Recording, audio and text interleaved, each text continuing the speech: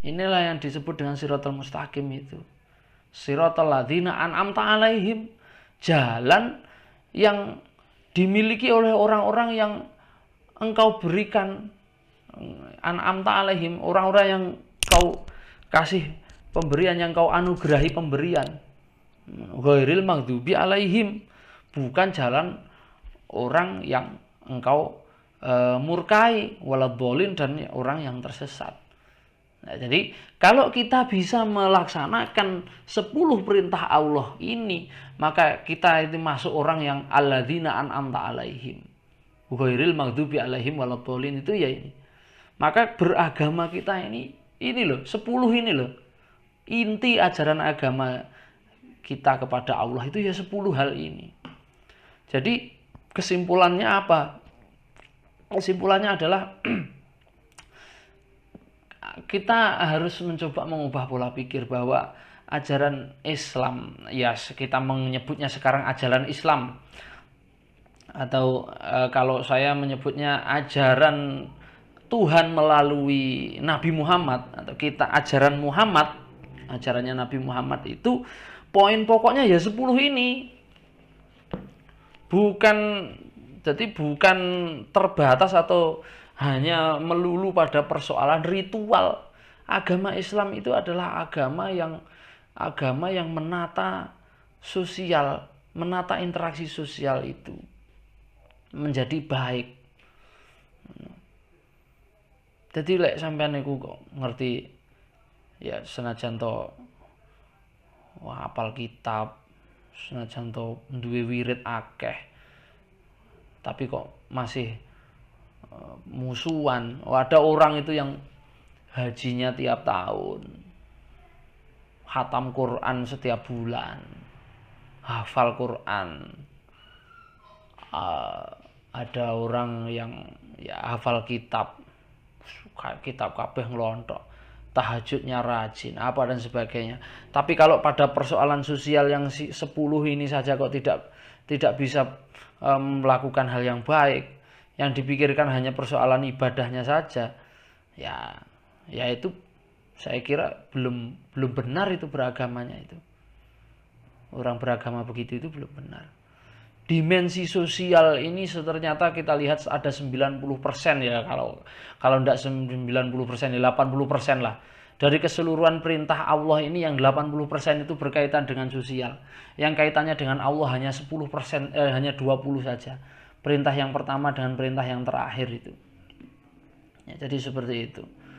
Makanya kalau kemudian dikit-dikit ada penistaan agama, dikit-dikit ada ya ada orang beda caranya sholat, ada orang beda. Kadang-kadang kita ini terjebak ngutik-ngutik persoalan fikih sampai ngomong nih sing ora-ora. Wis sholat ilek ngene carane, itu sholatnya ndak bener, nanti tidak sah, kalau tidak sah ndak diterima Allah, kalau ndak diterima Allah nanti masuk neraka. Ya Allah, orang Jawa ya, atau orang daerah pedalaman yang mengucapkan Fatihah aja ndak, sulitnya luar biasa, belajar bertahun-tahun ndak fase-fase, terus kemudian dikasih judgement, dikasih dijustifikasi, Fatihah ora bener, salate ora sah, mlebu neraka dan sebagainya. Ya Allah, itu ada orang itu yang ada fenomena yang menurut saya itu ya, kita ini kayaknya itu ya seperti yang dikatakan oleh Gus Mus itu, yang kita pikirkan tuh hanya dagingnya saja, hanya daging saja.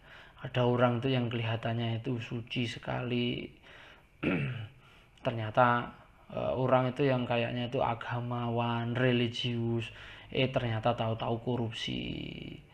Ada yang ya mensiarkan religi, ternyata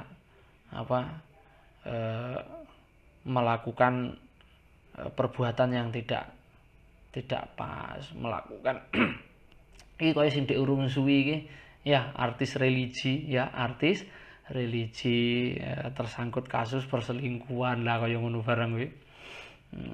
Ada yang juga misalnya ya ketoke di masjid khutbah ya isine urusan politik. Ada yang ya Allah itu di mana tuh dulu waktu di Jakarta waktu rame-ramenya Ahok penistaan agama itu loh, sampai beda pilihan politik dia meninggal itu karena pilihannya politiknya berbeda, ndak disolatkan karena di masjid itu sampai ditulisi plang, masjid ini tidak mengurusi jenazahnya pembela penista agama. Ya Allah, urusan.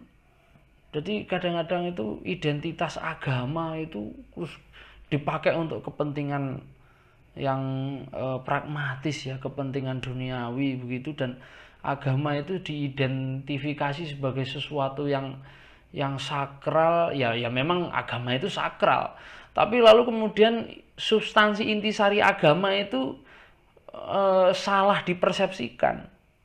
Substansi agama itu dipikirkan sebagai ya ritus ibadah. Jadi maka ukuran kesalehan orang itu kan, coba ukuran kesalehan orang itu pasti kan kalau kita kan sholat 5 waktu gitu ya, sholat 5 waktu, terus apa jenenge rajin mengaji, rajin sholat tahajud, kalau sholat jamaah sabnya selalu di depan sendiri, terus apalagi hafal banyak doa-doa, pasti gitu.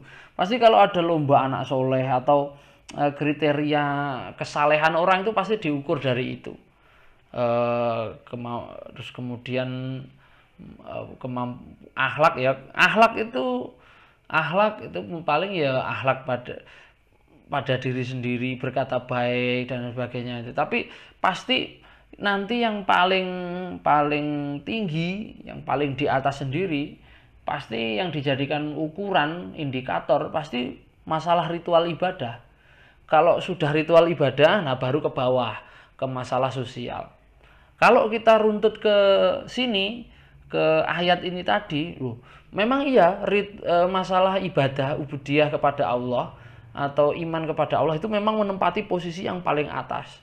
Iya, tetapi porsinya porsinya itu tidak, porsi dalam pelaksanaan ajaran agama itu hanya 20% saja.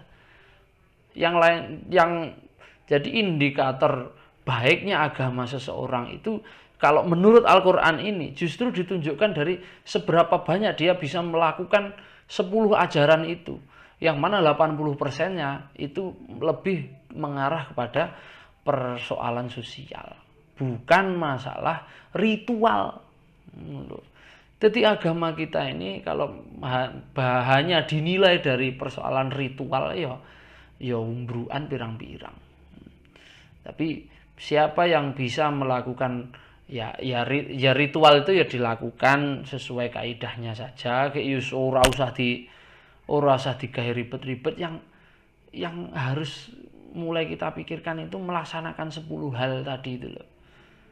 Bagaimana orang beragama itu bisa memberikan maslahat seluas-luasnya pada masyarakat, kepada orang sekitar kita, dan minimal kalau tidak bisa memberikan manfaat, tidak membawa kerugian, tidak menimbulkan madorot atau kerusakan. Makanya nang hadisnya disebut nih fal yakun khairan au liyasmut, berkata yang baik atau diam. Dengan kata lain berbuat yang baik atau diam saja. Kalau tidak bisa berbuat baik ya ora usah kakean pola gitu. Nah, itu mungkin yang bisa saya sampaikan ya. Mudah-mudahan ini memberikan cakrawala berpikir yang baru ya, pola pikir yang baru, bahwa yang lebih penting dalam beragama itu adalah bagaimana kita itu meningkatkan kualitas dari interaksi sosial kita kepada sesama manusia, sesama makhluk hidup, bukan hanya kepada sesama sesama muslim atau sesama pengikut Nabi Muhammad. Gitu. Baik, saya kira itu yang bisa saya sampaikan. Kurang lebihnya mohon maaf. Hadanallahu wa iyyakum wa lafu minkum. Wassalamualaikum warahmatullahi wabarakatuh.